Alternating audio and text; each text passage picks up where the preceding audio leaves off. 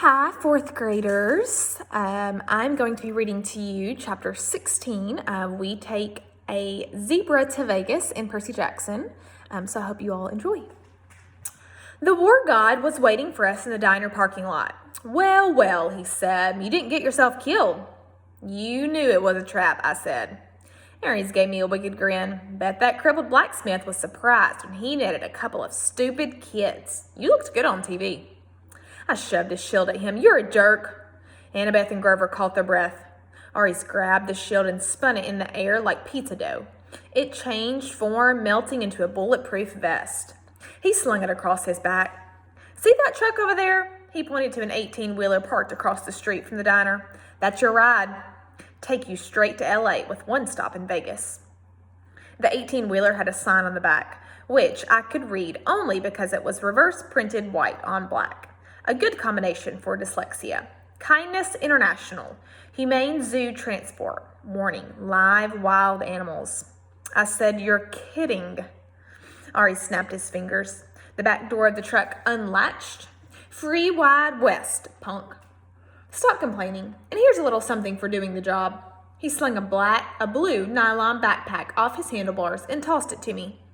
Inside was fresh clothes for all of us, $20 in cash, a pouch full of golden drachmas, and a bag of double-stuffed Oreos.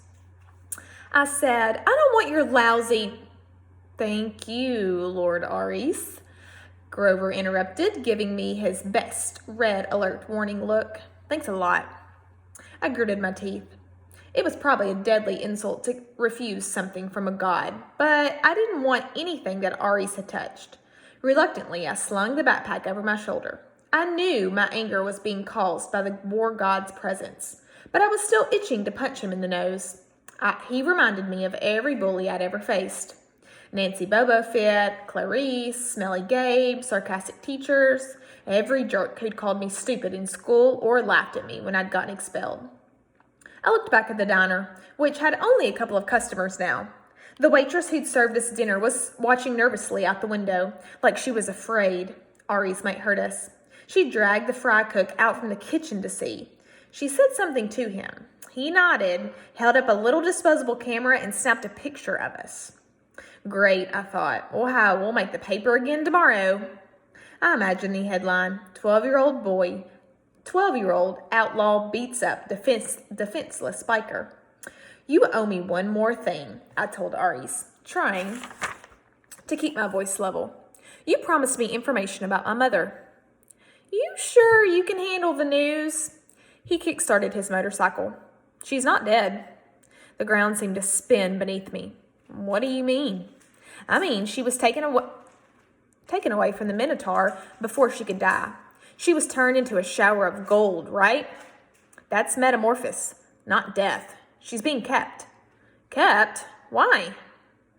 You need to study war punk. Hostages. You take somebody to control somebody else.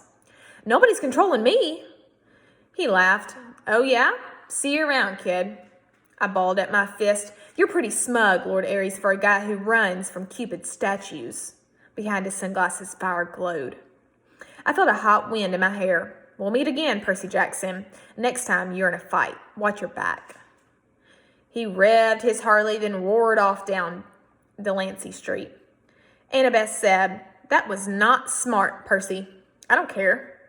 You don't want a god as your enemy, especially not that god. Hey guys, Grover said. I hate to interrupt, but...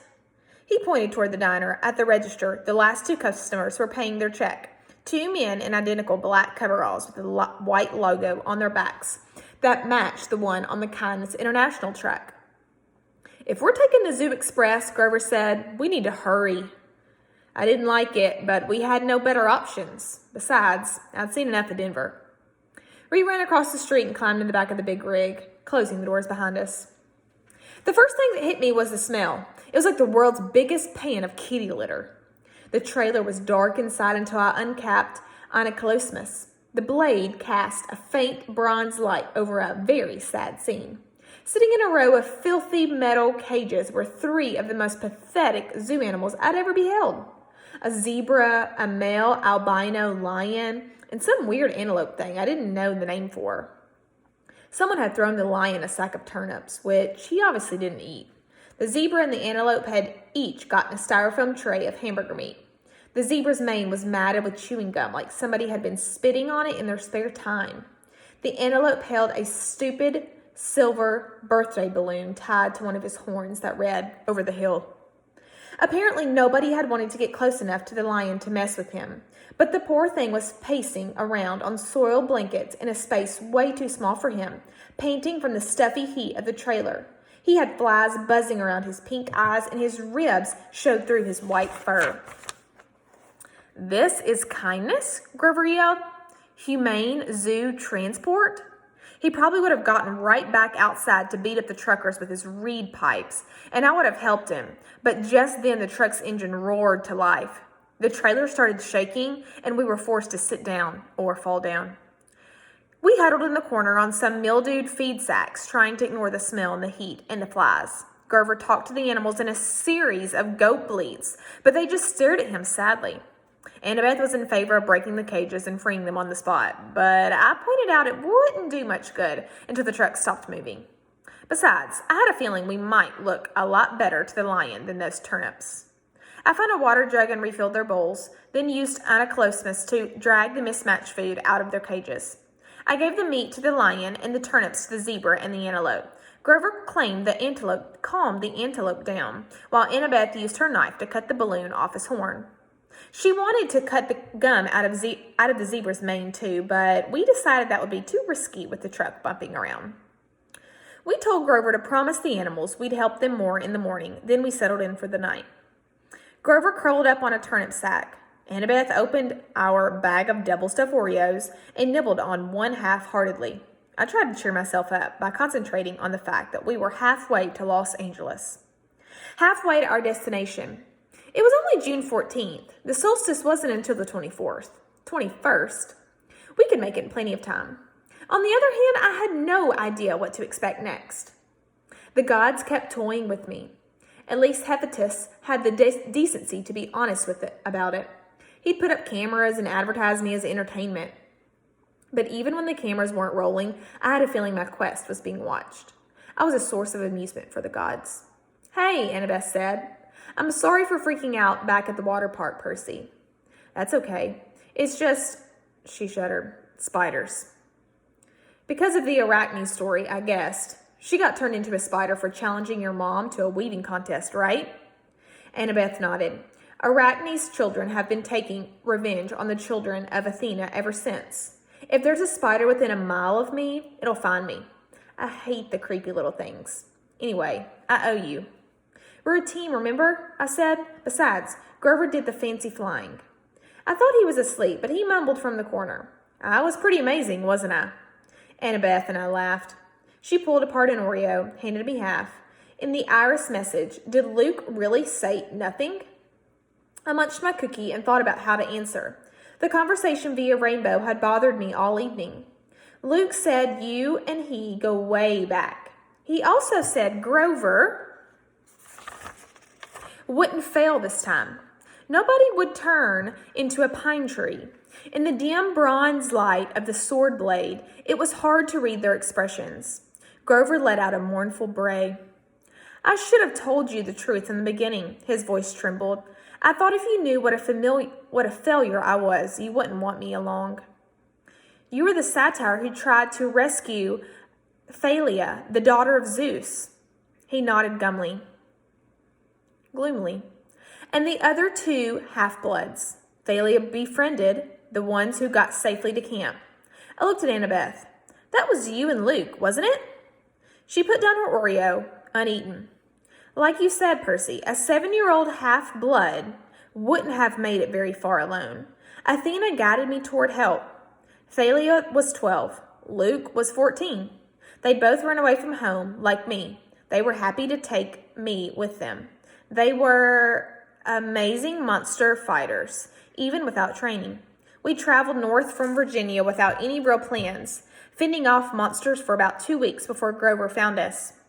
I was supposed to escort Thalia to camp," he said, sniffling. "Only Thalia. I had strict orders from Chiron. Don't do anything that would slow down the rescue. We knew Hades was after her. See? But I couldn't just leave Luke and Annabeth by themselves. I thought I could lead all of them to safety.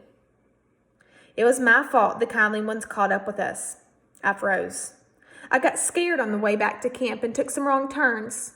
If I'd just been a little quicker... Stop it, Annabeth said. No one blames you. Lilia didn't blame you either. She sacrificed herself to save us, he said miserably. Her death was my fault. The Council of Cloven Elders said so. Because you wouldn't leave 2 other half-bloods behind, I said. That's not fair. Percy's right, Annabeth said. I wouldn't be here today if it wasn't for you, Grover. Neither would Luke. We don't care what the council says. Grover kept sniffling in the dark. It's just my luck. I'm the lamest satyr ever, and I find the 2 most powerful half-bloods of the century, Thalia and Percy. You're not lame, Annabeth insisted. You've got more courage than any satyr I've ever met. Name one other who would dare go to the underworld. I bet Percy is really glad you're here right now. She kicked me in the shin. Yeah, I said, which I would have done even without the kick.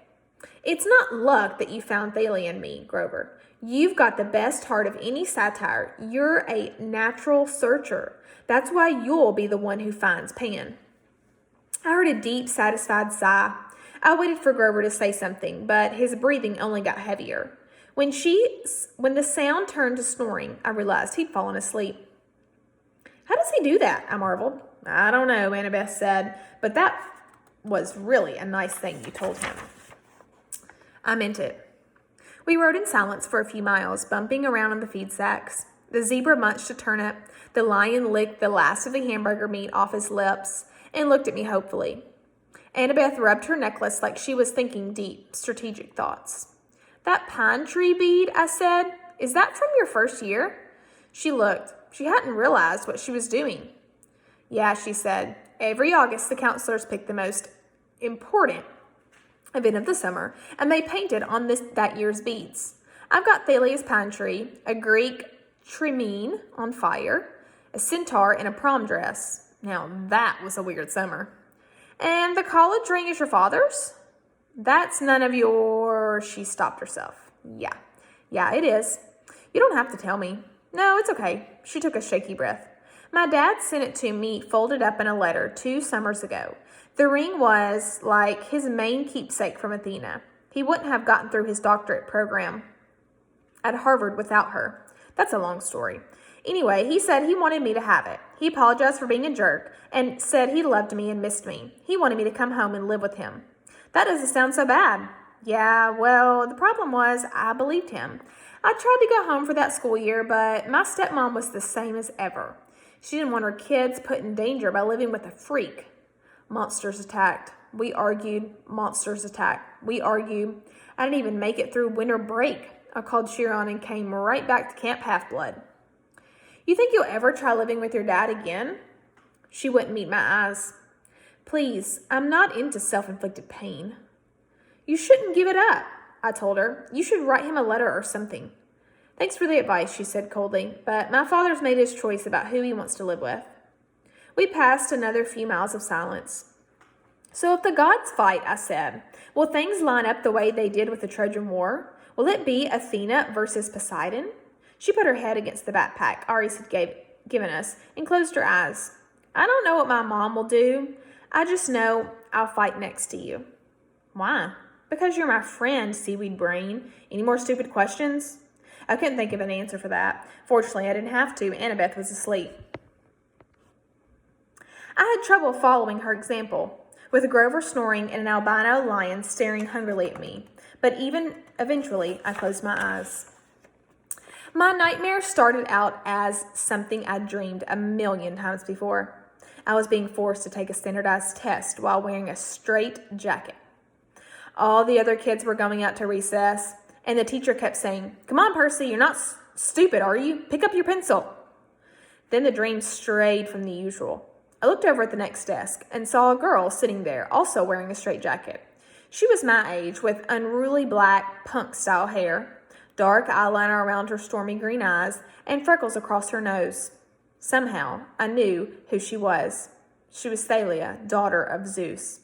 She struggled against the straitjacket, glared at me in frustration, and snapped. Well, seaweed brain, one of us has to get out of here. She's right, my dream self thought. I'm going back to that cavern. I'm going to give Hades a piece of my mind. The straitjacket melted off me. I fell through the classroom floor. The teacher's voice changed until it was cold and evil, echoing from the depths of a great chasm. Percy Jackson it is, it said. Yes, the exchange went well, I see. I was back in the dark cavern, spirits of the dead drifting around me. Unseen in the pit, the monstrous thing was speaking, but this time it wasn't addressing me. The numbing power of its voice seemed directed somewhere else. And he suspects nothing, it asked. Another voice, one I almost recognized, answered at my shoulder. Nothing, my lord. He is as ignorant as the rest. I looked over, but no one was there. The speaker was invisible. Deception upon deception. The thing in the pit mused aloud. Excellent. Truly, my lord, said the voice next to me. You are well named the Crooked One. But was it really necessary? I could have brought you what I stole directly. You, the monster said in scorn, you have already shown your limits. You have failed me completely, had I not intervened. But, my lord, peace, little servant. Our 6 months have brought us much. Zeus's anger has grown. Poseidon has played his most desperate card. Now we shall use it against him.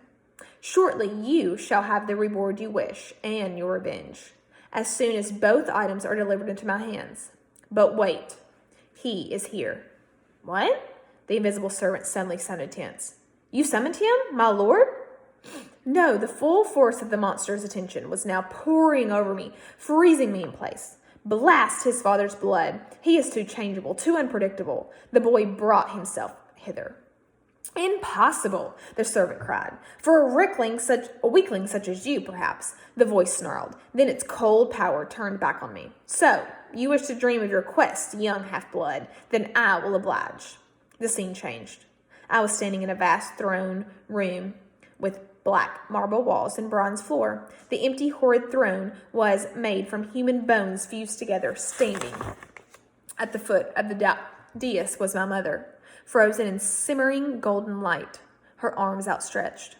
I tried to step toward her, but my legs wouldn't move. I reached for her, only to realize that my hands were withering to bones.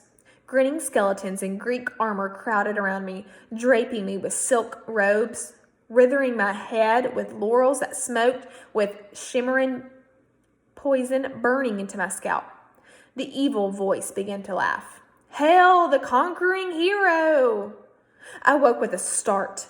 Grover was shaking my shoulder.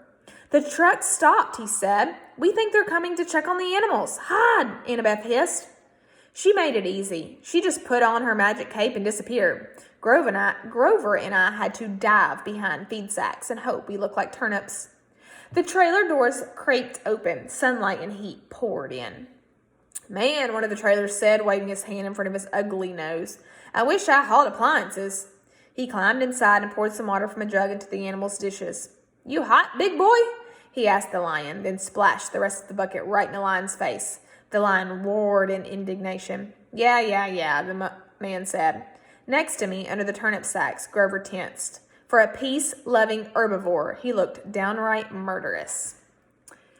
The truck threw the antelope a squashed-looking Happy Meal bag. He smirked at the zebra. How you doing, Stripes? Least we'll be getting rid of you this stop. You like magic shows? You're gonna love this one. They're gonna saw you in half.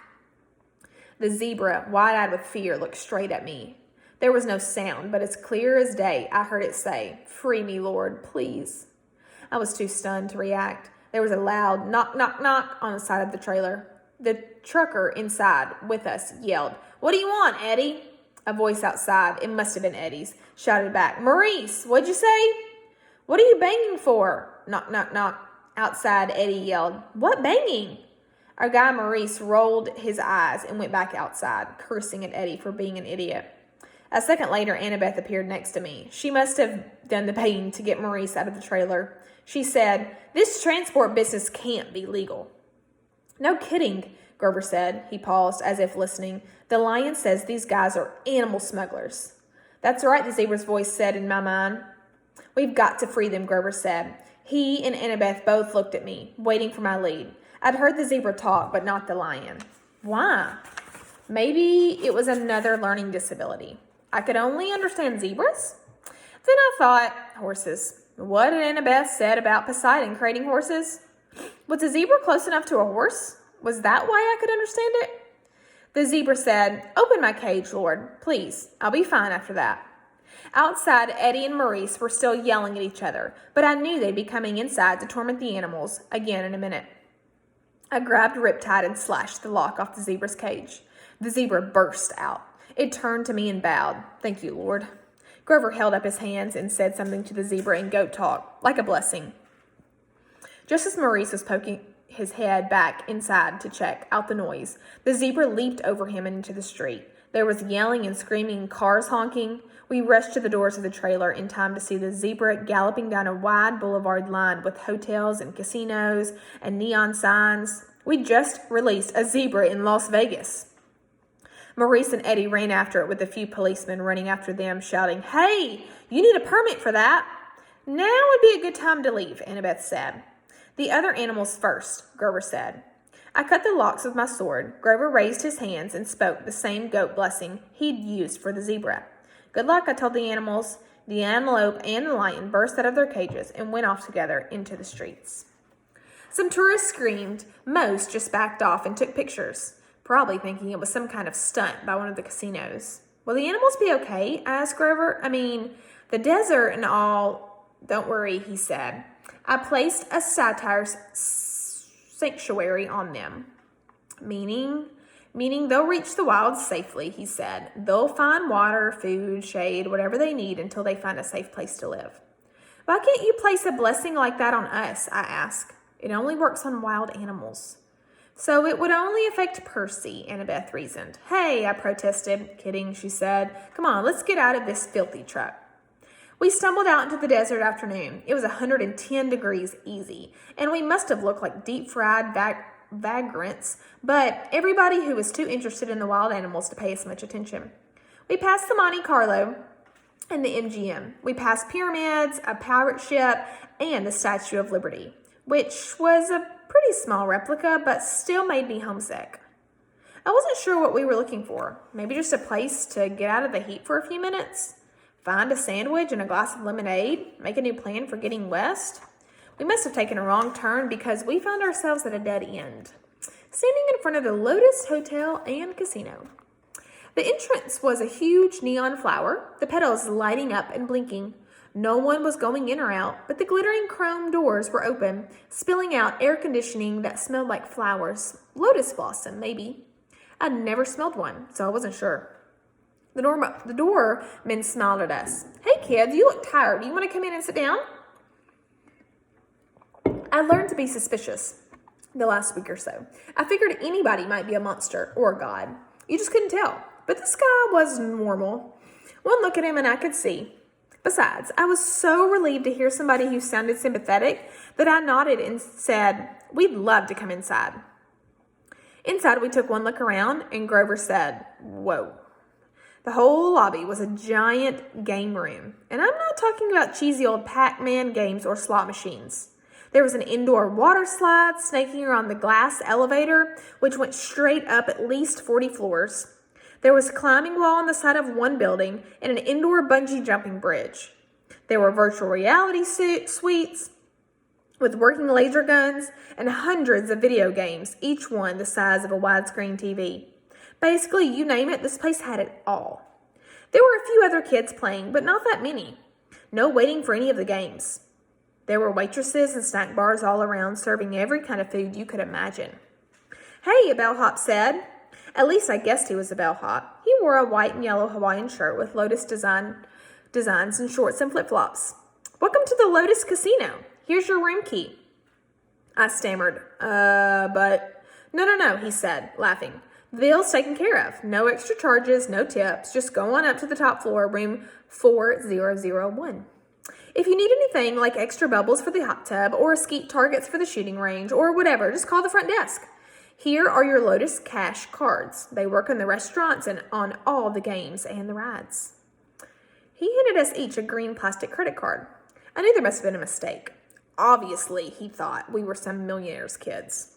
But I took the card and said, "How much is on there?" His eyebrows knitted together. "What do you mean?" "I mean, when does it run out of cash?" He laughed. "Oh, you're making a joke. Hey, that's cool. Enjoy your stay."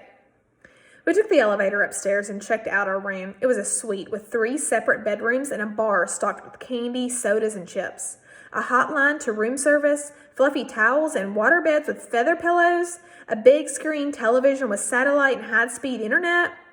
The balcony had its own hot tub, and sure enough, there was a skeet shooting machine and a shotgun, so you could launch clay pigeons right out over the Las Vegas skyline and plug them with your gun. I didn't see how that could be legal, but I thought it was pretty cool. The view over the strip and the desert was amazing, though I doubted we'd ever find time to look at the view with a room like this. "Oh goodness," Annabeth said. "This place is..." "Sweet," Grover said. "Absolutely sweet." There were clothes in the closet, and they fit me. I frowned, thinking that this was a little strange. I threw Ari's backpack in the trash can. Wouldn't need that anymore. When we left, I could just charge a new one at the hotel store. I took a shower, which felt awesome after a week of grimy travel. I changed clothes, ate a bag of chips, drank 3 Cokes, and came out feeling better than I had in a long time. In the back of my mind, some small problem kept nagging me. I'd had a dream or something. I needed to talk to my friends, but I was sure it could wait.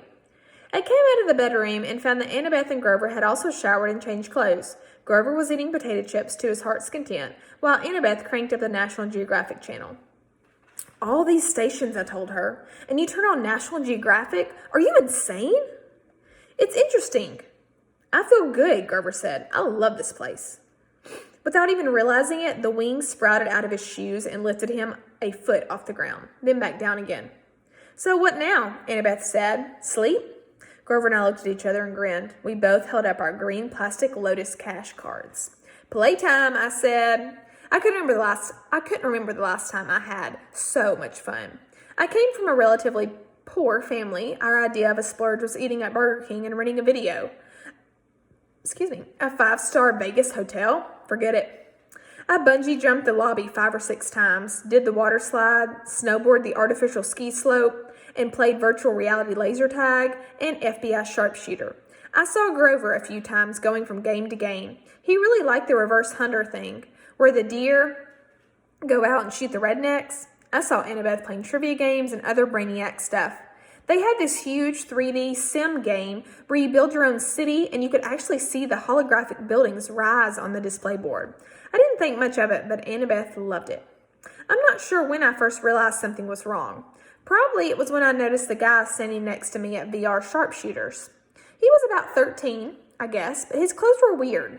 I thought he was some Elvis impersonator's son. He wore bell-bottom jeans and a red t-shirt with black piping. His hair was permed and gelled like a New Jersey girl's on homecoming night. We played a game of sharpshooters together, and he said, "Groovy, man. Been here 2 weeks, and the games keep getting better and better." Groovy? Later, while we were talking, I said something was sick, and he looked at me kind of startled, as if he'd never heard the word used that way before. He said his name was Darren, but as soon as I started asking him questions, he got bored with me and started to go back to the computer screen. I said, "Hey, Darren." "What?" "What year is it?" He frowned at me. "In the game?" "No, in real life." He had to think about it. 1977. "No," I said, getting a little scared, really. "Hey, man, bad vibes. I got a game happening." After that, he totally ignored me. I started talking to people and found it wasn't easy. They were glued to the TV screen or the video game or their food or whatever. I found a guy who told me it was 1985. Another guy told me it was 1993. They all claimed they hadn't been in here very long, a few days, a few weeks at most. They didn't really know and they didn't care. Then it occurred to me, how long had I been here? It seemed like a couple of hours, but was it? I tried to remember why we were here. We were going to Los Angeles. We were supposed to find the entrance to the underworld. My mother, for a scary second. I had trouble remembering her name. Sally Jackson. I had to find her. I had to stop Hades from causing World War III. I found Annabeth still building her city. Come on, I told her. We've got to get out of here. No response. I shook her. Annabeth! She looked up, annoyed. What? We need to leave. Leave? What are you talking about? I've just got the towers. This place is a trap. She didn't respond until I shook her again. What? Listen, the underworld, our quest. Oh, come on, Percy, just a few more minutes. Annabeth, there are people here from 1977. Kids who never aged. You check in and you stay forever. So, she asked, can you imagine a better place? I grabbed her wrist and yanked her away from the game. Hey, she screamed and hit me, but nobody else even bothered looking at us. They were too busy. I made her look directly in my eyes. I said, spiders, long, hairy spiders. That jarred her. Her vision cleared. Oh my gods, she said. How long have we? I don't know, but we've got to find Grover. We went searching and found him still playing virtual deer hunter. Grover, we both shouted. He said, die, human, die, silly, polluting, nasty person, Grover! He turned the plastic gun on me and started clicking as if I were just another image from the screen. I looked at Annabeth, and together we took Grover by the arms and dragged him. His flying shoes sprang to life and started tugging his legs in the other direction as he shouted, no, I just got to a new level, no! The Lotus bellhop hurried up to us. Well, now, are you ready for your platinum cards? We're leaving, I told him. Such a shame, he said, and I got the feeling that he really meant it, that we'd be breaking his heart if we went. We just added an entire new floor of games for platinum card members. He held out the cards, and I wanted one. I knew that if I took one, I'd never leave. I'd stay here, happy forever, playing games forever. And soon I'd forget my mom and my quest and maybe even my own name. I'd be playing virtual rifleman with groovy disco Darwin forever. Grover reached for the cards, but Annabeth yanked back his arm and said, no thanks. We walked toward the door, and as we did, the smell of the food and the sounds of the games seemed to get more and more inviting. I thought about our room upstairs. We could just stay the night, sleep in a real bed for once. Then we burst through the doors of the Lotus Casino and ran down the sidewalk. It felt like afternoon, but the same time of day we'd gone into the casino. But something was wrong. The weather had completely changed. It was stormy with heat lightning flashing out in the desert. Ari's backpack was slung over my shoulder, which was odd because I was sure I'd thrown it in the trash can in room 4001. But at the moment, I had other problems to worry about. I ran to the nearest newspaper stand and read the year first. Thank the gods, it was the same year it had been when we went in. Then I noticed the date, June 20th. We had been in the Lotus Casino for 5 days. We had only 1 day left until the summer solstice. 1 day to complete our quest. That was chapter 16.